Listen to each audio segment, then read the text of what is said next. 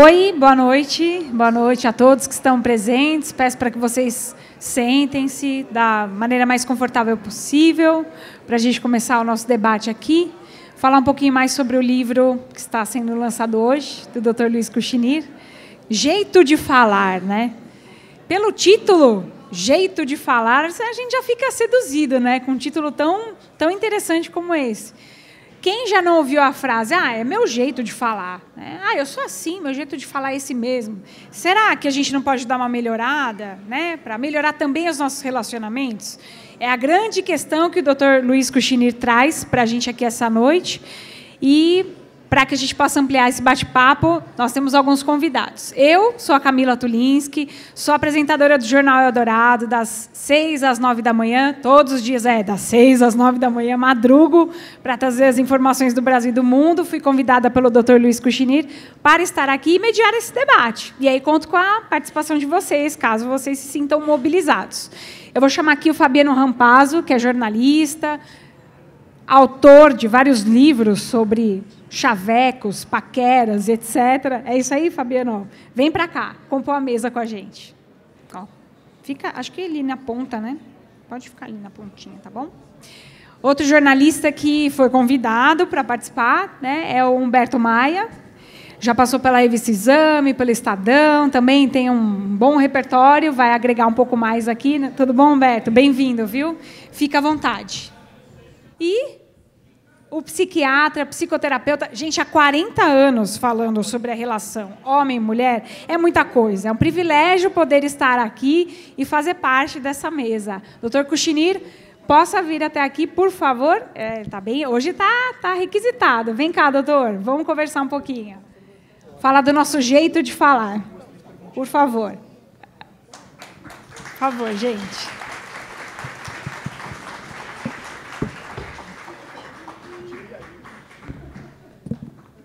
Vamos lá, gente? Obrigada pela presença de todos, tá? Pode ser. Que aí fica do meu ladinho.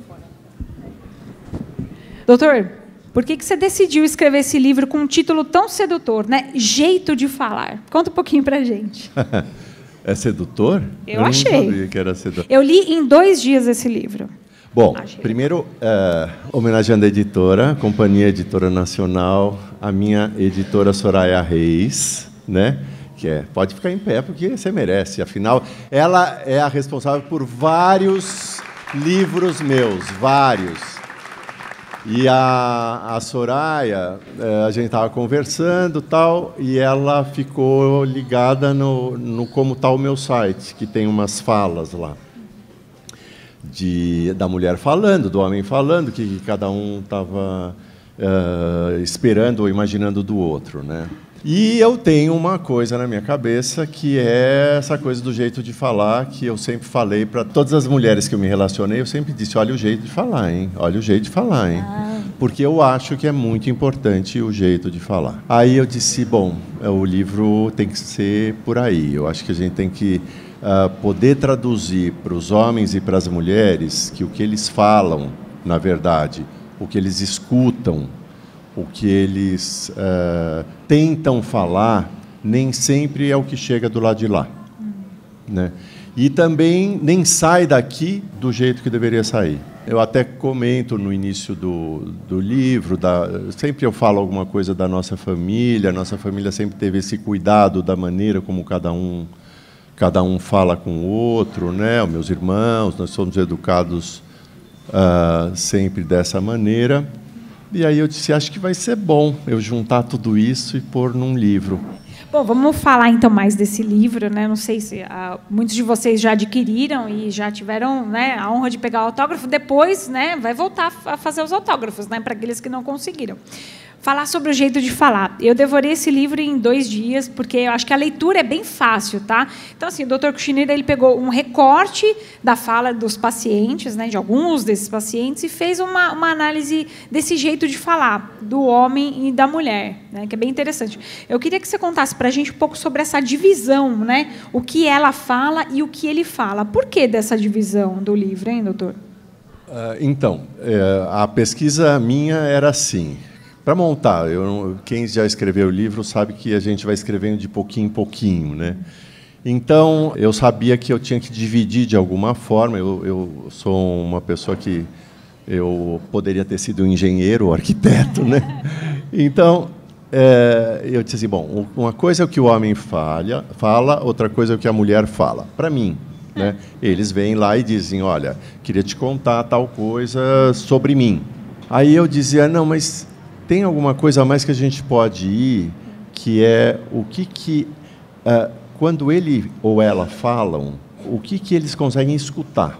Aí vem lá um e o outro, o homem vem e diz, a minha mulher falou tal coisa. E o que eu vou trabalhar com ele é tudo que está por trás da tal coisa que ela falou e da tal coisa que ele entendeu e percebeu. Você faz a tradução, então? A tradução. Tá. E aí foi, da mesma forma, o outro lado. Então, essa ideia, esse jogo que eu fiz, que vocês, quem tem o livro vai perceber, que é o lado masculino, lado feminino e lado do que fala, que é o que quer falar, o que imagina que está chegando do lado de lá, e a tradução do que escuta, porque a gente pode achar que uma pessoa está falando alguma coisa para a gente e está xingando a gente. E, de repente, essa pessoa está falando uma coisa para a gente, ajudando, dizendo alguma coisa que pode ser com carinho, pode ser um alerta, né? E o outro vai entender do outro jeito. Eu acho que o quanto isso pode ser desafiador hoje em dia, que a gente tem inúmeras ferramentas, né, de tecnologia mesmo, né, WhatsApp, internet, o peso das palavras na escrita também, né, não só na verbalização, né. Eu queria pedir a opinião dos meninos aqui, dos rapazes que estão conosco aqui, o que eles acham sobre isso, o jeito de falar. Vou começar com o Humberto, né? Qual que é a sua opinião sobre isso, hein, Humberto? Eu acho que hoje de manhã eu estava lendo o livro, aí eu virei para minha mulher, falei para ela assim, você já reparou que a gente nunca briga por valores, por ideias, sempre a gente briga pelo jeito de falar. Alguém fala alguma coisa errada, entende errado, ou seja, é uma briga boba que leva a uma discussão de 5, 10 minutos, um pouco mais. Por o que um falou e pelo que o outro ouviu. Exato, um falou, o outro ouviu errado. Ao invés de comentar, eu vou fazer uma pergunta. Por que é realmente tão difícil achar o jeito certo de falar? Qual que é a dificuldade disso? Parece algo tão simples, mas isso é tão difícil. Acho que muitos casais devem sofrer com isso. Por quê, doutor? Primeiro, cada um vem de um espaço de educação e de formação que é a base de família, escola, você, né, da cidade que cada um veio, da região que cada um veio. Toda essa influência, essa interferência na formação sua e dela vão interferir na maneira que você estiver se pronunciando lá. Fora todos os momentos anteriores que ela ficou guardando de coisas que ela não gostou que você falou, né? Ou que ela gostou, ou que ela esperava naquela hora que fosse acontecer de novo. E você também, toda a expectativa que você tem de que ela possa acolher, que ela possa traduzir direitinho, né? E que ela possa receber esse presente, porque uma fala, ela é um oferecimento para o outro, né? Olha, eu saio de mim e vou para você, né? É isso que a gente tem na comunicação, né?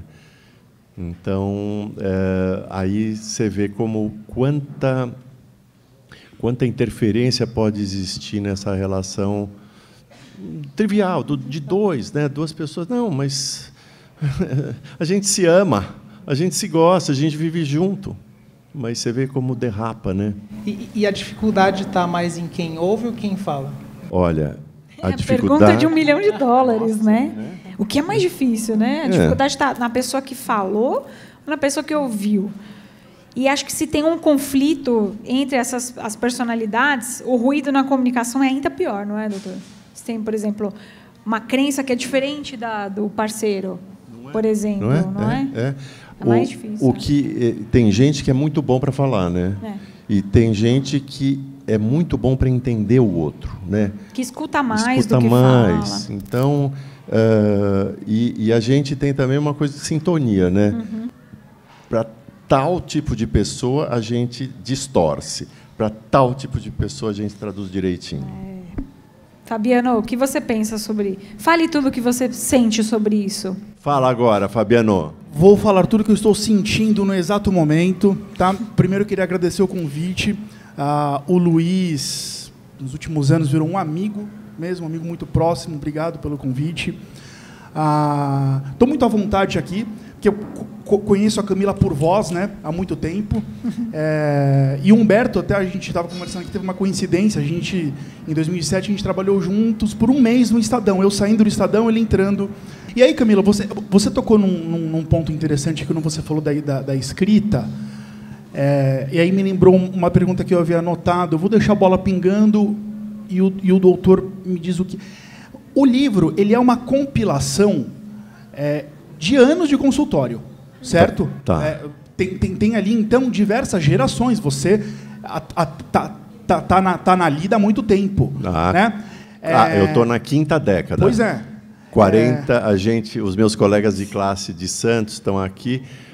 Nós somos amigos há 49 anos. Isso. Então, a minha pergunta é a seguinte: o jeito de falar, ele vem mudando?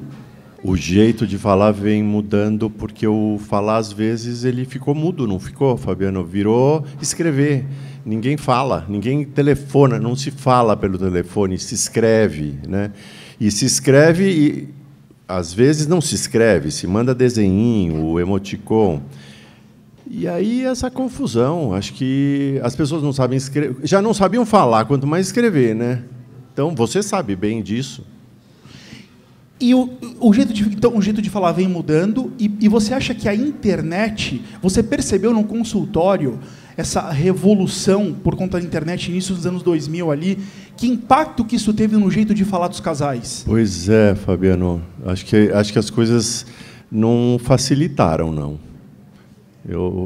A gente sabe bem como cada vez mais as pessoas se comunicam não falando, escrevendo, mandando mensagem. Isso significa que você não escuta mais a voz do outro. Esse jeito que a gente está aqui, né? Se a gente escrevesse o texto, né?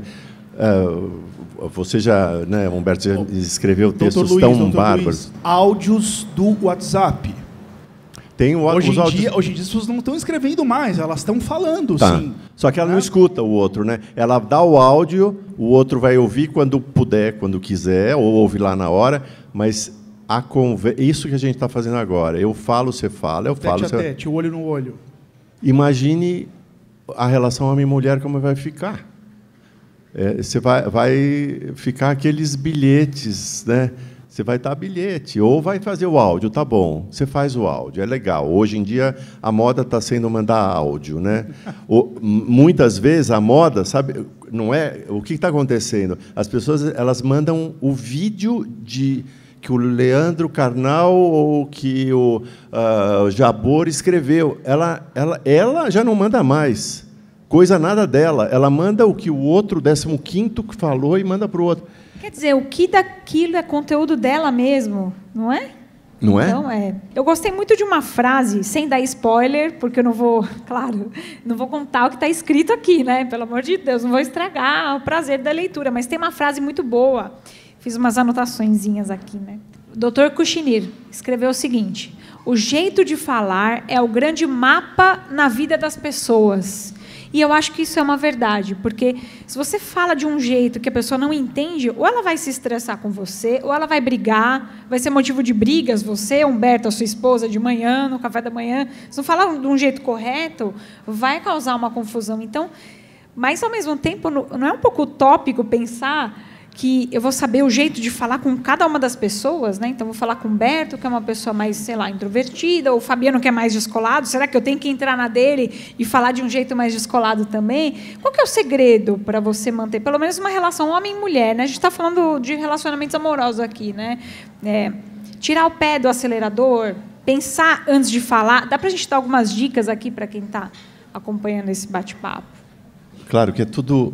São dicas e a gente pode dizer que a gente está fazendo generalizações, né? Claro, porque cada um é cada um. De um jeito.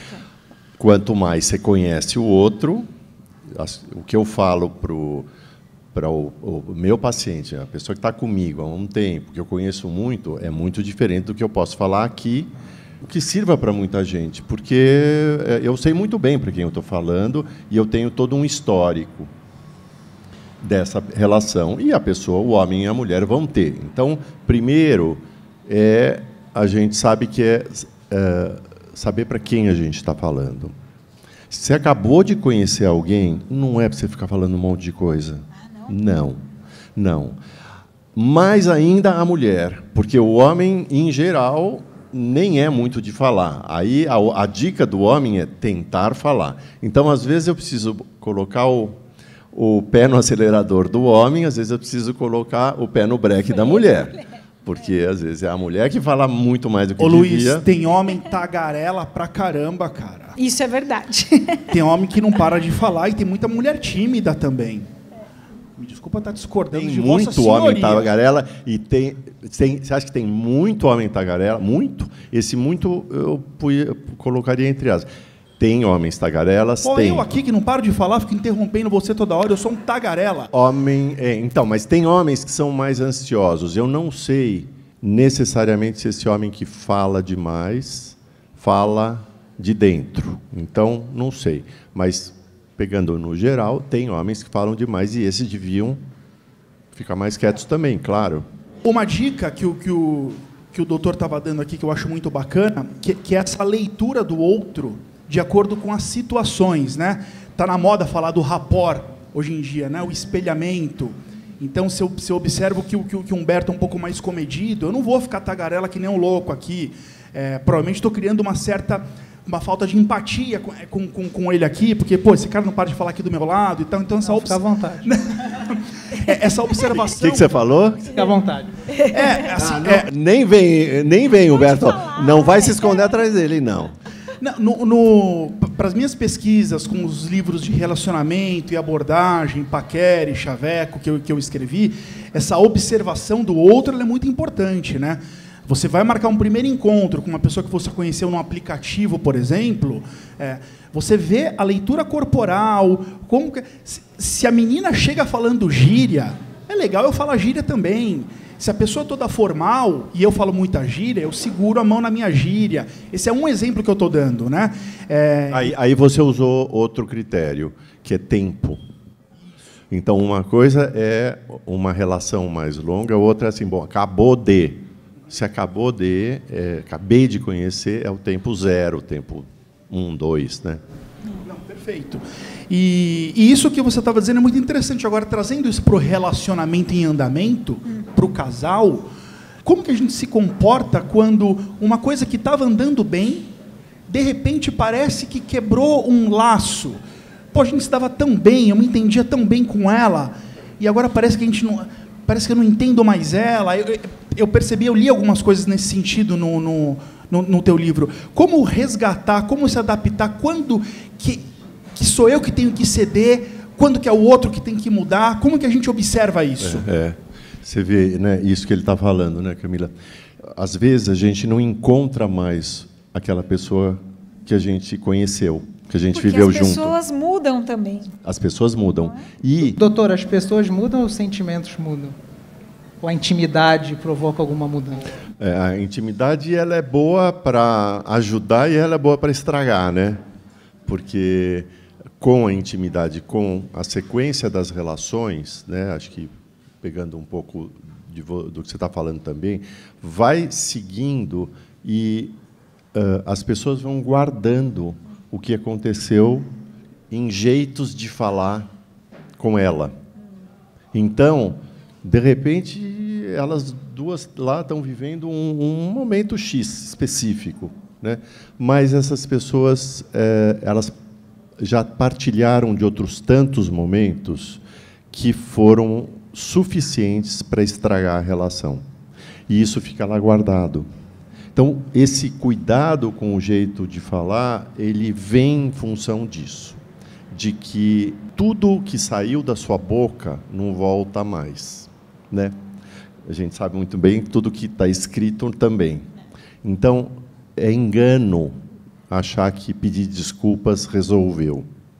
Tem pessoas que são aficionadas em pedir desculpas, né? Acham que pediu desculpa, eu estou resolvido na vida. Eu só peço desculpas. É que né? Se a pessoa pede muita desculpa, você nem acredita mais, né? Se a pessoa só pede desculpa, tem que agir também. Né? E se machucou e fez uma cicatriz, não adianta pedir desculpa. Continua doendo do mesmo jeito. Não é? E vai ver o que está lá. Ficou lá guardado. E se ficou guardado, acha que não vai esquecer? Só se tiver um pouco falta de memória, mas em geral a memória afetiva ela é bastante perigosa. Ela né? perdura, né? O Fabiano falou da empatia e acho que é um assunto legal da gente falar sobre esse jeito de falar. Para você conquistar um bom jeito de falar é você exercitar a empatia, a alteridade, é você se colocar no lugar da outra pessoa antes de falar. Pode ser uma boa também?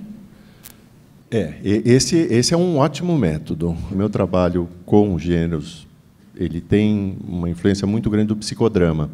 E o psicodrama ele foi criado pelo Moreno, pelo Jacó Levi Moreno, que é um romeno que emigrou para os Estados Unidos e criou. Foi lá que eu fui estudar.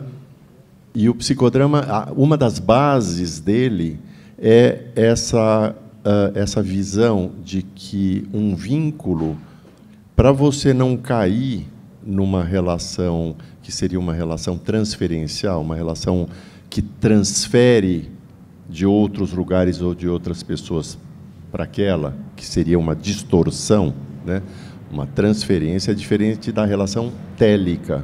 Relação télica é o que a gente vai construindo na hora que eu digo, poxa, eu estou sabendo que a Camila está aqui, super disponível, legal, mas eu fico imaginando, você vai ter que acordar às 3 horas da manhã para amanhã estar fazendo o teu jornal da manhã.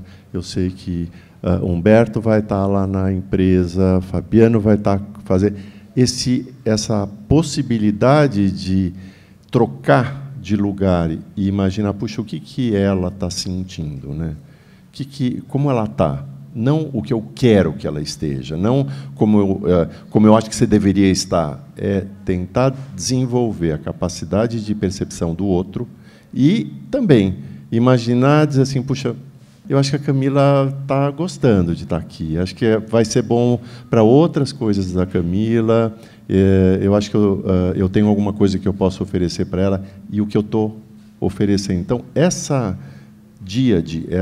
vai e vem, se colocar no lugar do outro, tentar se ver através dos olhos do outro, oferecer o que eu sinto, que as pessoas que convivem comigo sabem que eu sou assim, eu vou oferecendo o que eu sinto. Aos poucos, essa relação vai se transformando numa relação mais verdadeira. Essa relação verdadeira é uma relação que transita para um jeito de falar, de dar e receber, que é onde a gente constrói os bons vínculos. Acho que é difícil quando você está numa situação que é um conflito ali de casal, né? Uma briga, sei lá, um problema financeiro, vamos pegar uma questão financeira, né? Gastos demais, entrada de dinheiro de menos em casa.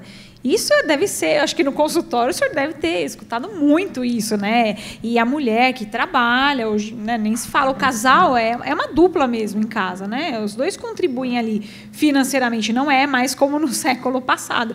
Então, algumas discussões, elas são tão raivosas a certa medida que é difícil você ter esse tempo de elaborar e pensar, puxa, deixa eu me colocar no lugar, sei lá, né, do Fabiano, olha, ele não está bem financeiramente, sendo que as contas estão chegando ali, né? Como é que você consegue ter um jeito de falar adequado, sendo que os dois estão num embate ali, né? Ou pode ser, sei lá, uma discussão amorosa de outro fator, sem ser financeiro, um ciúmes, talvez, de alguém. E eu fico imaginando eles dois. Você conhece um pouco eles dois? Eu conheço bastante, né? Incrível, né? Como vocês são completamente diferentes. Por isso que eu queria que vocês viessem, né? E eu queria ouvir um pouco esse negócio do jeito de falar, né, para vocês. Deixa eu aproveitar e fazer uma pergunta. Tem um filósofo que está muito popular hoje, que é o Bauman, né? Ele fala muito das relações líquidas. E tem um ponto do livro que o senhor fala que acho que uma menina queria um serviçal ao seu lado. O senhor acha que os relacionamentos hoje realmente... As relações são líquidas, as pessoas não querem se relacionar, não têm paciência para falar, para explicar, para ouvir e serem ouvidos? Ou isso é um clichê que está virando moda na internet? Então, juntando, né, essa sensação de eu sou o seu serviçal, eu sou o serviçal dela, né, eu estou aqui para atender todas as demandas, ou ela ou ele, né, a mulher também... A pessoa quer receber e não quer dar. Pois é, ou ela demanda, ou ela não quer dar, né, ou ela demanda muito, quer muito do outro, ou ela está com muito pouca disponibilidade para oferecer. E o quanto isso pode, sim, destruir as relações, porque elas vão ficando pouco consistentes e, como o Bauman fala, vão se liquefazendo, porque o líquido, esse líquido, a gente trabalha muito a questão de continente e conteúdo, né? A água aqui, se não fosse o copo, se não fosse a relação copo e água, isso aqui não existiria. Porque o copo estaria vazio, sem nada, e essa água estaria espalhada. O que existe aqui dentro, ele só vai se transformar em algo visível e, de alguma forma, que a gente vai aproveitar para beber, né? Ou o que for, tendo este continente. Este continente é o vínculo.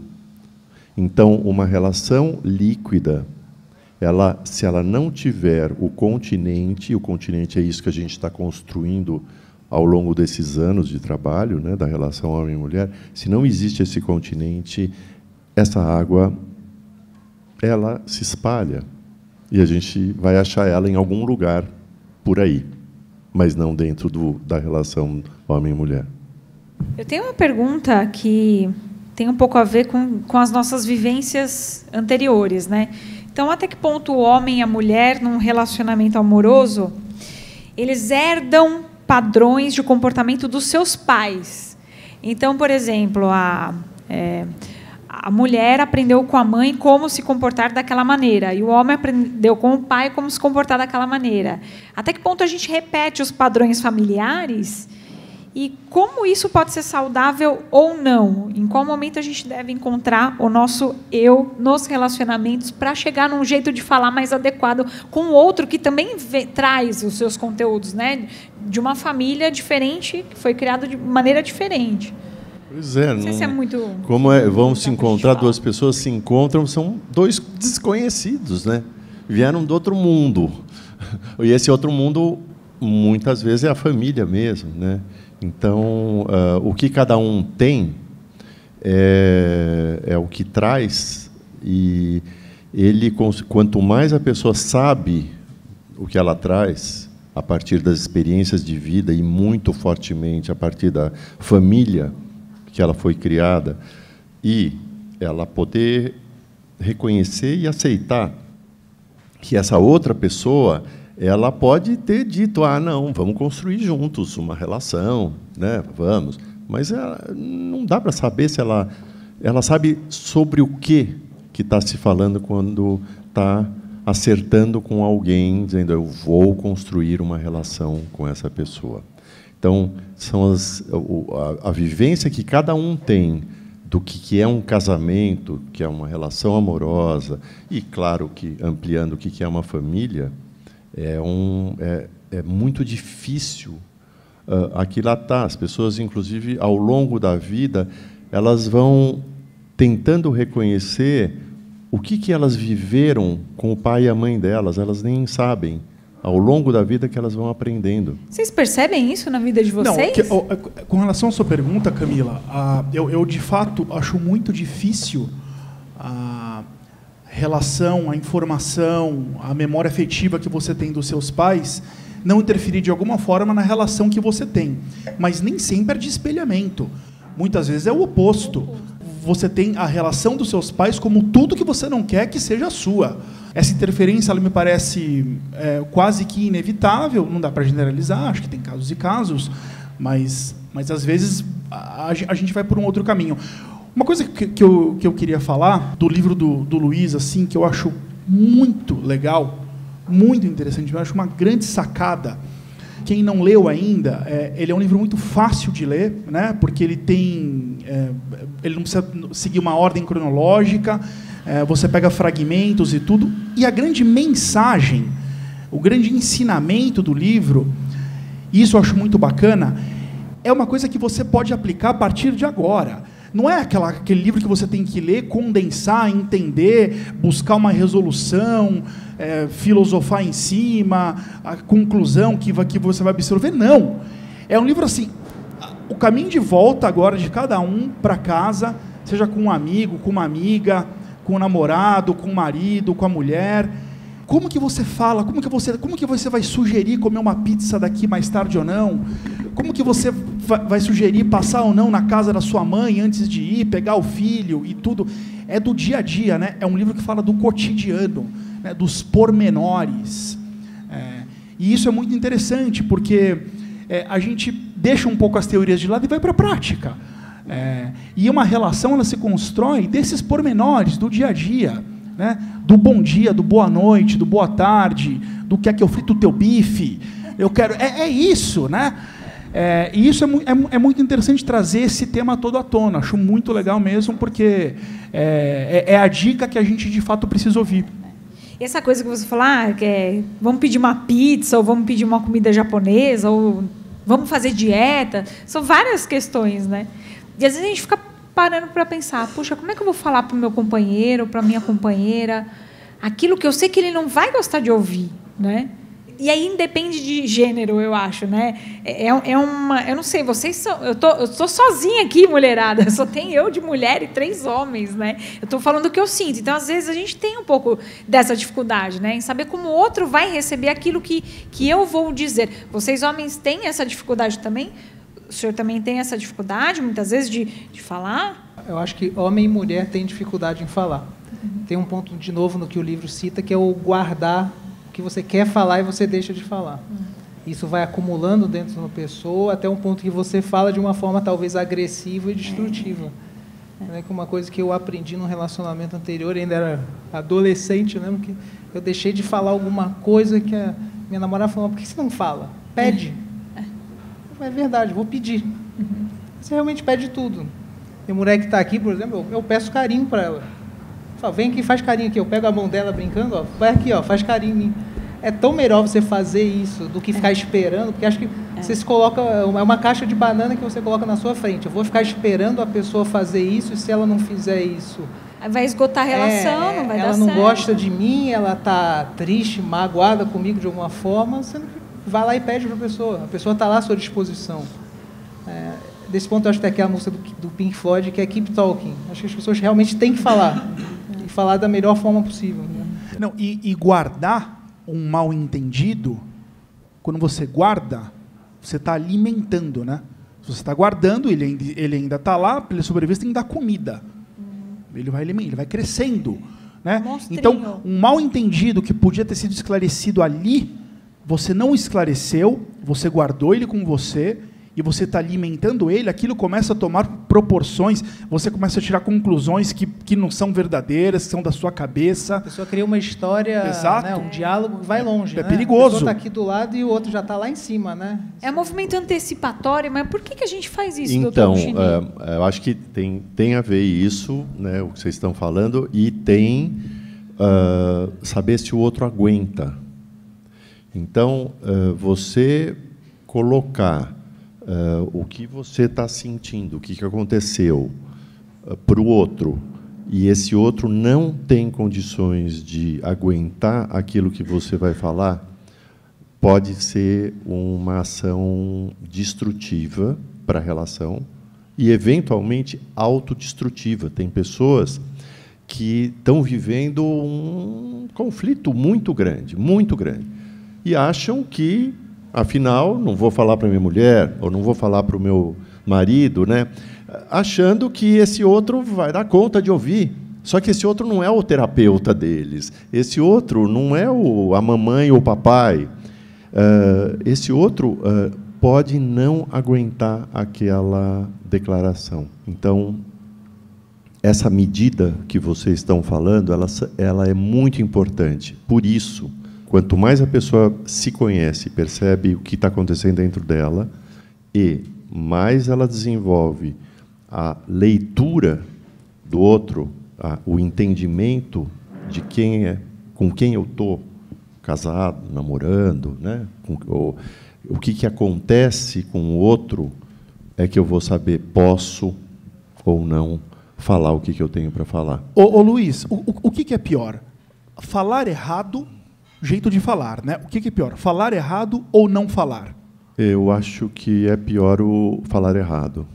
O falar, aquilo que eu falei, o falar errado sai da boca e não volta mais. O não falar pode ser no dia seguinte, no café da manhã. Esperar o momento certo. Né? Pode ser, não, pode ser falar. Sabe que tem umas dicas que é assim, quando você quer falar alguma coisa para alguém e não quer falar diretamente. Por exemplo, uma coisa que apareceu aí no vídeo da Adriane, né? Não sei se apareceu aí.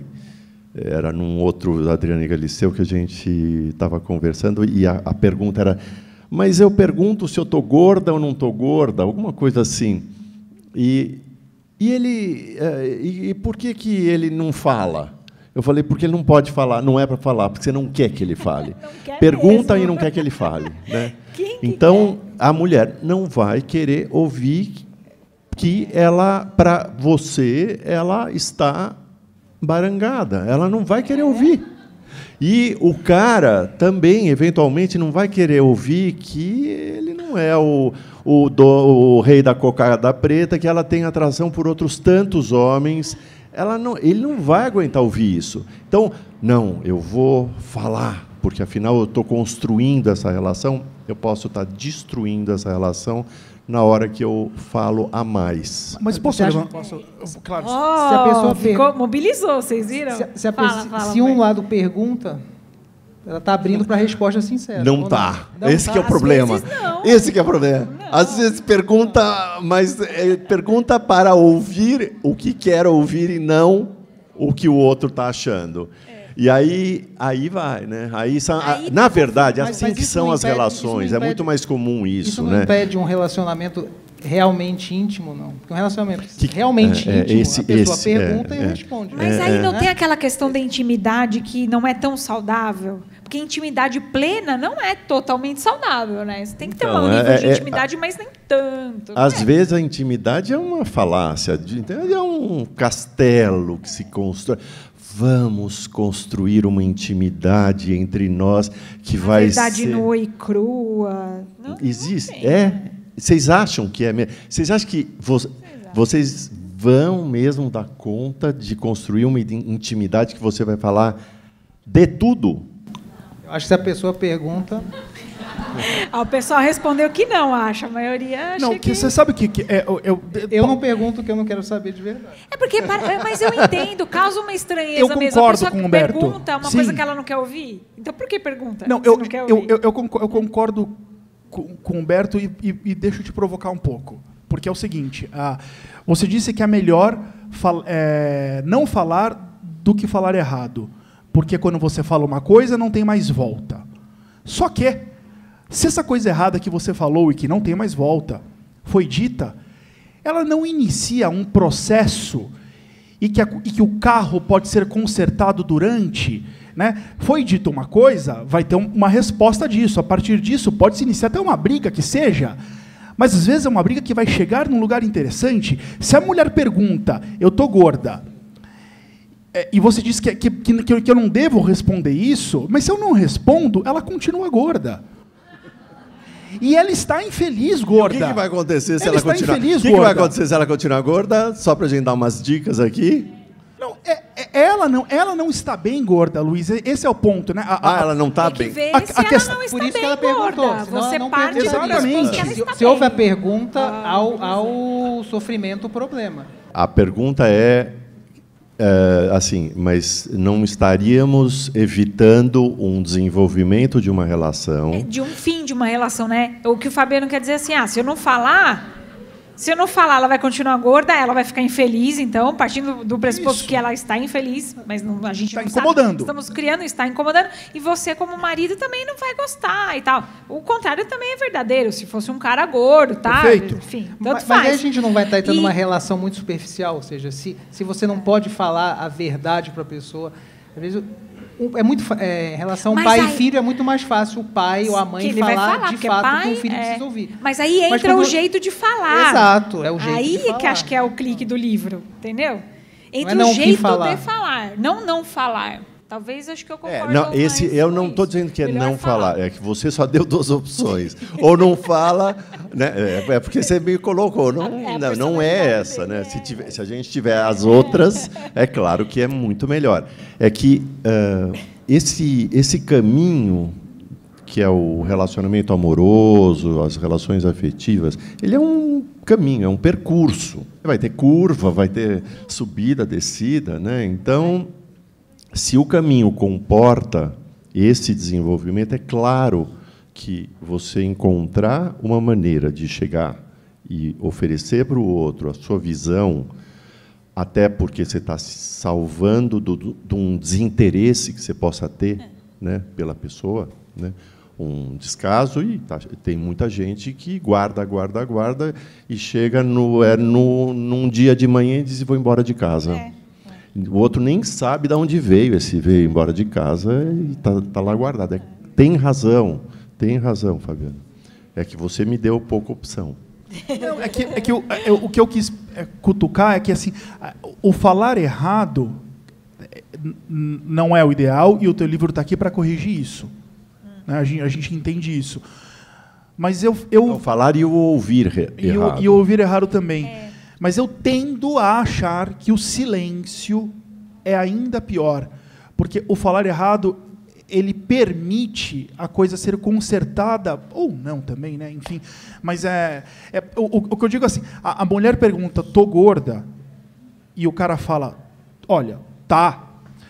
Pode quebrar a casa, melou o cinema do domingo, olha as coisas que você fala, e você também, olha essa pança, tá falando o quê? E tudo. Pode acabar, o tempo pode fechar, só que no dia seguinte ela está comendo salada. Né? Assim, dizendo que não. Ou tem chance de estar. Tem um coro aí dizendo que não, tem um coro dizendo que não. Às vezes é o contrário. Quer ver? Eu vou comer doce quanto eu quiser, você não manda em mim. Pode ser. E aí não resolveu, piorou. Mas, né? Piorou. Mas às vezes... Podia falar: vamos entrar numa academia juntos, né? Vamos... Essa coisa do apoio também, né? Que é um jeito de falar diferente. Por exemplo, vamos pegar o exemplo da mulher gorda, já que ele usou esse exemplo. A mulher está lá gorda. Você acha que eu estou gorda? Né? A sua esposa pergunta, aí você fala: não, tá, mas eu acho que a gente podia ter uma vida mais saudável. Que tal se a gente, a partir de amanhã, entrasse numa academia, ou fizesse uma caminhadinha aqui e tal, né? Mas isso não foi isso que eu, de falar não foi isso que eu também. perguntei. Eu perguntei se eu tô gordo. Eu tô gordo ou não tô? Psicodrama! Psicodrama, é verdade. Não foi isso que eu perguntei. Eu perguntei: tô ou não tô? Exato. Então, mas aí, bom, doutor... Aí cabe você saber que você pode ser assassinado durante a noite. Que você pode não acordar no dia seguinte. Tenho amigas que sofrem com situações como essa, amigos que sofrem com situações de não poder falar com a esposa, coisas que deveria falar, mas vai guardando, vai acumulando, até chegar um momento que o relacionamento já está ruim. Não, e a gente, como terapeuta, você também está já começando, né, isso. A gente vai percebendo que vai dar zebra, estão aguentando, está aguentando, e o outro fica imaginando que está tudo bem. Só que muitas vezes as pessoas não percebem como elas estão metidas em relacionamentos que estão deteriorando. E aí vai acabar. E aí, se não houver alguma coisa na relação para a gente poder ajudar, para um conseguir entender melhor o outro, para um conseguir traduzir melhor o outro, a relação acaba. E não tem manual, né? Relacionamento amoroso não tem manual. Assim, a gente vai conversando, eu vou pensando, né? Pessoas tão simples, né? Acho que é como criar filho, não tem manual, né? Cada um cria do seu jeito, né? E o relacionamento é um pouco isso. Acho que os relacionamentos mais longevos, as pessoas que estão aqui com mais de 30, 20, 30, quer dizer, longevos, né? Mais de 10 anos já dá para dizer que é longevo hoje, pelo né? Bauman. Relacionamento, eu acho que essas pessoas elas estão numa constante transformação de seus relacionamentos, né? Então, passam 10 anos de relacionamento, alguma coisa muda. Tem gente que fala da crise dos 12 anos, a crise dos 7 anos, tem 1000 crises aí, né? Então, de repente, essa crise ela serve para você melhorar o desempenho de ambas as partes, né? Do homem, da mulher, enfim, de descobrir juntos se há uma maneira de melhorar. E se não há uma maneira de melhorar, aí acho que o melhor seria, né? E Camila, tem uma coisa, a gente fala como se o longevo fosse o que venceu, né? Não necessariamente. Muitas vezes o longevo é o que matou, né? As pessoas às vezes elas murcham. O próximo livro que eu estou montando, né, com a minha querida Soraya, ele é sobre isso, a solidão dentro das relações. Olha. Quer dizer, as relações persistem, legal, né? Elas estão aí, vão receber o ranking. Socialmente 5 bem anos, aceitas, 10 anos, né? 30 anos, né? Só que as pessoas murcham. E aí a alma murcha e, claro, o potencial de amor, que você não é o que eu sei que vocês não estão vivendo isso, vocês estão vivendo um potencial de amor muito efervescente, mas o potencial de amor vai murchando. E as pessoas ficam. Não, isso é muito louco mesmo. As pessoas que usam como parâmetro de sucesso ou insucesso uma relação duradoura ou não, né? Como se a régua importante fosse o tempo, enquanto que a régua que deve prevalecer é a tua felicidade, né? É o quanto eu estou bem. É a intensidade. Exato, a intensidade, o teu bem-estar, assim, o bem-estar dos indivíduos na relação. E isso é um ponto muito interessante. E, nesse sentido, o dia a dia, o jeito de falar, pode ser um termômetro muito claro de o quão sadia está essa relação, né? Exatamente. Eu gosto muito de conversar com as pessoas, assim, né? Então, estou na rua andando com meu cachorrinho lá. Eu moro ali na região da Paulista, estava lá andando com meu cachorrinho e cruzei com uma senhora na rua. Eu gosto de contar histórias também, como boa jornalista, né, que a gente é, enfim. E aí eu cruzei com essa senhora e a gente estava conversando, saímos andando 2 quarteirões e tudo mais, e ela estava me contando, olha, Camila, eu me separei depois de 42 anos de casado. Meu marido disse para mim, quero ser feliz. E simplesmente a mulher não trabalhava, foi dona de casa a vida inteira, né? Teve uma vida assim, como se fosse ela e o marido uma pessoa só. E o desafio dessa mulher era redescobrir as coisas que ela gostava. Então ela falou assim para mim, eu estava com dificuldade para decorar o meu apartamento novo, porque eu estou sozinha, os meus filhos já criados, né? Então ela falou, eu me vi sozinha agora e sempre estive sozinha num relacionamento de 40 anos. Então, talvez seja o reflexo dessa solidão que o seu livro, o Futuro, vai trazer. Quer dizer, até que ponto o que nós somos num relacionamento tão longo, né, de tantos anos, somos nós mesmos, né? Porque a gente tem as concessões que a gente faz, né? A gente cede ao outro, o outro também cede. E, de repente, nós somos uma pessoa que não seríamos se estivéssemos sozinhos, né? É um ótimo tema, hein? Parabéns. Já estou ansiosa para ver o próximo livro, então.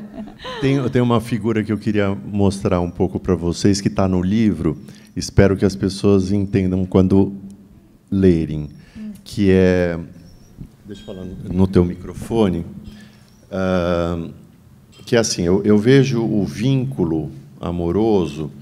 As pessoas que me conhecem mais sabem que essa caneta está presente no nosso dia a dia, porque é com ela que eu trabalho. O vínculo amoroso está aqui dentro, né? Isso é uma caneta. É para o que ela serve. É para escrever. Se eu deixar isso aqui aberto, sem essa proteção, sem esse encaixe, eu vou estar com um grande risco disso aqui vazar, estragar, cair, e eu não cuido desse relacionamento. Isso aqui é um lado que vai estar protegendo esse relacionamento. Por um outro lado, o que tem aqui é o que está aqui dentro, que é essa tinta que está aqui dentro, que é o que vai fornecer a possibilidade dessa caneta escrever, funcionar, ter o sentido dela, o sentido da relação amorosa. Então, é nesse conjunto, se eu aperto demais, eu posso não conseguir abrir, não vou escrever também, não adianta. Então, são todos essas nuances da relação que a gente tem que estar cuidando e que, neste conjunto, esta caneta fechada não escreve, não serve para nada, ela serve para enfeitar. É legal, né? Bonita, eu tenho o maior orgulho dessa caneta. Então, essa movimentação da relação, que ela tem esses encaixes, que não seja nem de mais, nem de menos para não estragar, que ela tenha tinta para poder suprir e que ela tenha a proteção, isso tudo é o que vai fazer a relação perdurar. Essa relação poder ser construída e ter o sentido de uma relação amorosa, que é do que a gente está falando da relação homem e mulher. Quando eu posso também imaginar, se eu estou vendo um casal, eu trabalho muito em terapia individual, alguns casais. Eu estou vendo, eu preciso estar prestando atenção que o que é possível dessa relação é o que vai funcionar para escrever, porque isto aqui é um enfeite. Isso é um enfeite de uma relação duradoura. Olha, dura, é velha essa caneta mesmo, né? Olha, mas é um enfeite, ela não está escrevendo. Essa daqui, se eu deixo ela solta, ela corre risco. O que eu vou poder trabalhar nas pessoas é essa possibilidade delas escreverem o percurso da vida amorosa delas, né? E é assim que a gente vai cuidando também pelo jeito de falar, né? Gente, tá ótimo, né? Queria agradecer a presença de todos que estão aqui, né, no Clube Hebraico. Foi um prazer estar com vocês, doutor Cucini. Obrigada pelo convite. Olha, foi tão inesperado e foi tão incrível que eu, assim, estou bem feliz. Obrigada. Espero que, enfim, a gente possa ter mais oportunidades de se reunir. Eu queria ouvir também as pessoas que estão aqui, né? De repente, numa próxima, a gente possa, né, levar o microfone aí. Quem tiver questões, acho que é interessante também fazer um programa assim, de auditório, que tal, né? E agradecer a presença de todos vocês. Fabiano Rampazzo, foi um prazer revê-lo. O Humberto também, muito obrigada, foi incrível. Também agradeço muito vocês. Obrigado, foi um prazer. Obrigada. Gente, obrigada, boa noite para todo mundo. Obrigado por terem vindo, viu? Vocês todos. Muito obrigado. Obrigada.